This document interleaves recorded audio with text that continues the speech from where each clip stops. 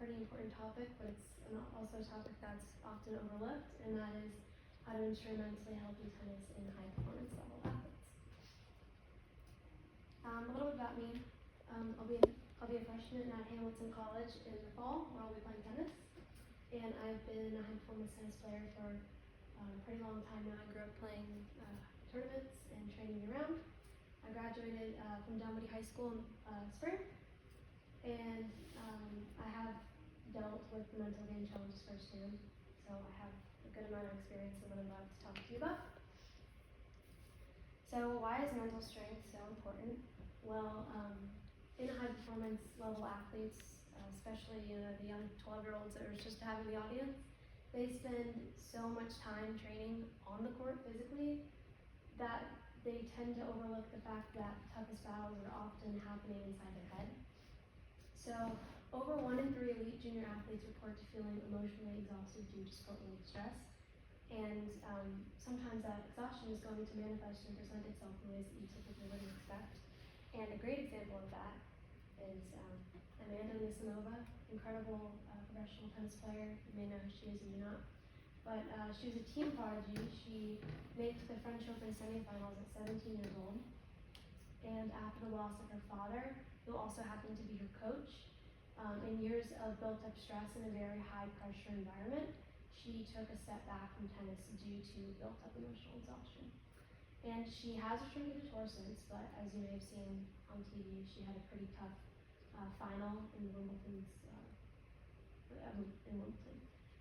So what this proves to us is that even the most talented and capable tennis players at the highest level aren't able to perform to the best of their skill sets and abilities if they aren't mentally healthy. And so you're doing awesome. I'm gonna ask you one small thing. Yes. Use this to read up, and then look at us rather than there. Okay. So you'll engage us. Keep going. So what makes tennis a positive experience? Starting with a supportive coach, because that's going to lay the absolute foundation, especially at a young age. But coaches who are going to focus on effort and progression and growth, and not just what's on paper like a UTR or UCA ranking. Coaches who are going to encourage independence and independent decision making, because 12 years old is sort of at that age before you turn 13, and so you're starting to learn how to make your own decisions for yourself. Coaches who are going to use a positive tone of voice and a style that's going to fit the player's needs, and positive body language when giving feedback. And so all of those things are going to help the athlete to feel more motivated and open to learning and development. Number 2, friendship and belonging. This is a really important one because tennis is probably the most individual sport. It's extremely lonely. You've probably heard the saying, it's lonely at the top. But when you're creating friendships, especially with people that you're training with, or even people that you're playing against, so like opponents, all of those things are going to help increase enjoyment and commitment to the sport. And so just having support from people who sort of live a similar lifestyle to you are going to help prevent isolation in that environment. Number 3, athlete-led goals. This is also a super important one. But when you're starting to take ownership over your goals, it becomes a lot more meaningful than just following directions from a coach and having those words go in one ear and out the other. So taking part in setting your own goals is going to help you train with a purpose and not just a habit. And what that means is when you train with a purpose, you're providing yourself with a clear direction of training, and you're not just showing up to practice and repeating the same drills over and over again. And so you're sort of able to ask yourself, why does this matter to me? And that why is going to help you continue when things start to get tough. And so you sort of start to ask yourself, what do I want to improve on? What do I want to accomplish? What things are going to matter most to me, and why does that matter to me? And number 4, age-appropriate training. This is important because at this age you're still developing, and so finding a balance in training is going to help you stay both physically and mentally healthy. And so everyone loves a challenge. A challenge is going to help you grow, but when you're training too intensely for a long period of time, that's going to lead to burnout. And so progress is going to include knowing when to rest, knowing when to recover, knowing when to just take some extra, maybe some extra days of recovery, or to change things up, because it's perfectly okay to do something other than play tennis 24/7. So what is burnout? To a lot of people, burnout seems like an excessive amount of fatigue buildup, which it is, but it's also a psychological syndrome that's going to build up gradually over time when the stress of training and competing isn't managed well.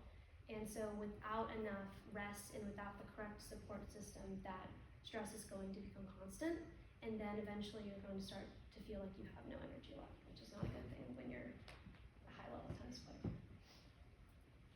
So Thomas Radeke was a sports psychologist, and he created one of the first burnout theories. And what that theory tells us is that there are 3 warning signs in order to spot burnout. Starting with emotional and physical exhaustion. This is the way I saw it is, there's one thing to feel tired after practice, but emotional and physical exhaustion is when you're feeling tired every single day for a long period of time. So it's like you're feeling drained, you have no energy, you're gonna start to feel moody, and not because you're 12 years old and you're going through puberty, but you're stressed, you're wanting to avoid practice, you no longer want to do what used to be fun for you. Reduced sense of accomplishment, this is sort of that lack of confidence feeling, and so wins aren't, feeling like they used to be. Your UTR could be going up, your USTA ranking could be going up, but you don't have the confidence to believe that you're actually progressing, and so you're thinking to yourself, why am I continuing to do this when I don't feel like I'm progressing, even though you are on paper. And so again, it's just harder to feel confident and proud of your progress. And 3, sports evaluation. Again, tennis used to be something enjoyable. I mean, if you really think about it, tennis is a sport. It's supposed to be fun. It's not supposed to, it's supposed to be fun. And so now it just feels like a bunch of built-up pressure. And so, you're going to start to dread practice. You're no longer going to want to go compete, and then you're going to feel like quitting. And so it's going to start to feel like work or a chore or something that's not fun.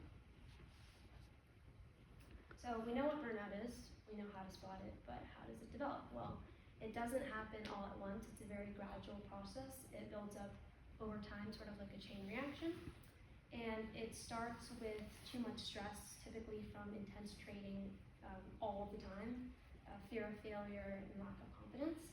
And when that stress isn't handled well, it can lead to cognitive appraisal or just negative thinking and thoughts of, I'm stuck, I'm not improving, what's the point of even doing this anymore? And everything just starts to feel worse, and that is your, big sign that you could be experiencing burnout. So, how can we prevent burnout? So, typically, high-performance tennis players, you do a lot of dynamic warm-up.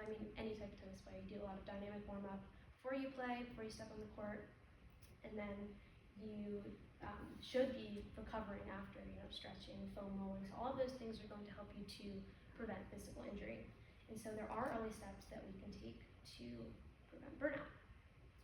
And we have it set up in this triangle, and these are the 3 needs that are going to help prevent burnout in athletes, and those are autonomy, competence, and relatedness. And so autonomy is going back to what I was talking about, having ownership over your own goals, and so it's that feeling of having a choice and being in control over your journey.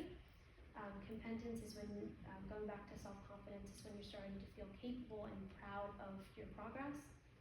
And then 3 is relatedness, which is going back to that friendship and belonging and creating bonds and feeling like you're supported and you have a connection with other people. Relatedness was a big thing for me because, again, I experienced this firsthand, probably as firsthand as you can experience something like this. But whenever I felt overwhelmed or mentally drained, I would make it a point to go do something other than play tennis. And sure, I have my friend right here, but we would go and we'd hit tennis balls for a half hour, but then we'd make it a point to go do something other than play tennis. We'd go to the pool, we'd go get our nails done, we'd go shopping, we'd do something, because in the end, we're teenage girls, we have a life to live. Our entire life isn't going to be built around tennis, and so just make it a point to go do something fun that doesn't involve tennis, and if it does involve tennis, then just, do something else with it. So what builds your confidence on the court? This is also extremely important. But from my experience, confidence is not about perfection, but it's about learning from what you do wrong or learning from something that challenges you. It's about staying calm under pressure and focusing on the controllables, like things that you can control, focusing on effort and not about the wins or the losses or your UTR or your USTA ranking or anything on paper, because those mistakes that you make are going to help you grow and they're going to help you recover. And every time that you experience something like that, you're going to become a little bit more mentally tough.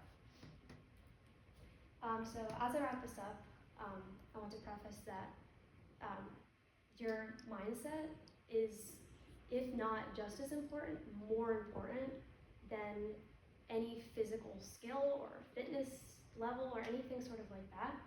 And so a fixed mindset is the belief that your abilities are set in stone. And what that means is that it's either one thing or the other, so good or bad, or right or wrong, this or that. And so what that means to you is that your mistakes equal failure, and that's not how you want to think as a developing tennis player. A growth mindset is really how everyone should think, even aside from tennis, just in your everyday life, but that is the belief that your skills and abilities are going to constantly improve with the effort that you're going to put into it. So it's like whatever you put in, you're going to get out of it. So with the right amount of effort and practice and learning, so all of those things are going to help you progress in the right way. And so everyone should be thinking with the growth mindset, because that is going to help you in all aspects of your life, not just as a tennis player, but as a person. So, thank you.